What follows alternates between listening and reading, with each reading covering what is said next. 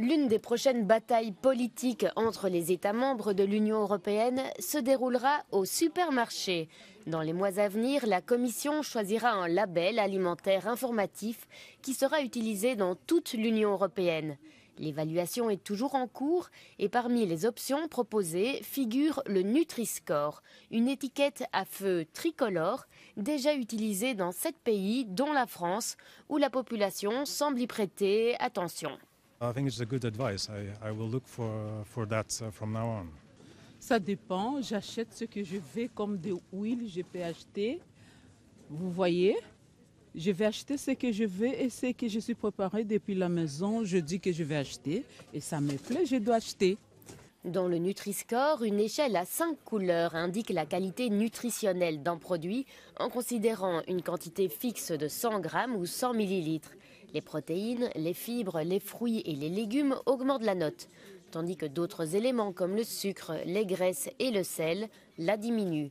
Le résultat final variant d'un A vert à un E rouge. Beaucoup de gens n'aiment pas cela. Pour le gouvernement italien et l'Association des agriculteurs italiens, le Nutri-Score fournit une indication trompeuse qui pénalise les produits nationaux délicats.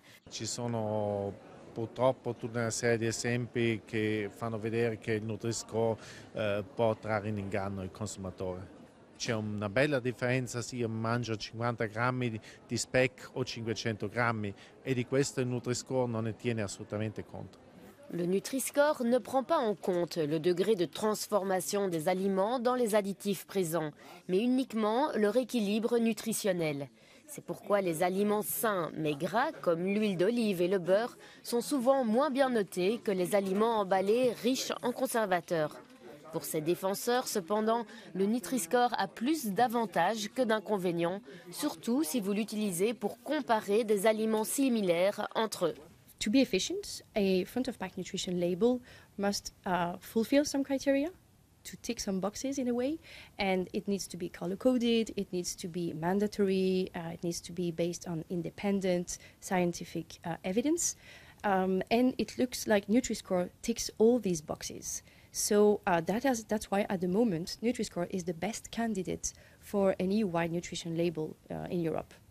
L'Association européenne de consommateurs cite plus de 100 études scientifiques indépendantes en faveur du feu tricolore et espère que la Commission le proposera bientôt aux États membres.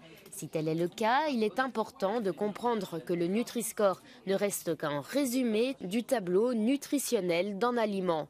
Il ne nous dit pas s'il est sain, mais seulement s'il est équilibré.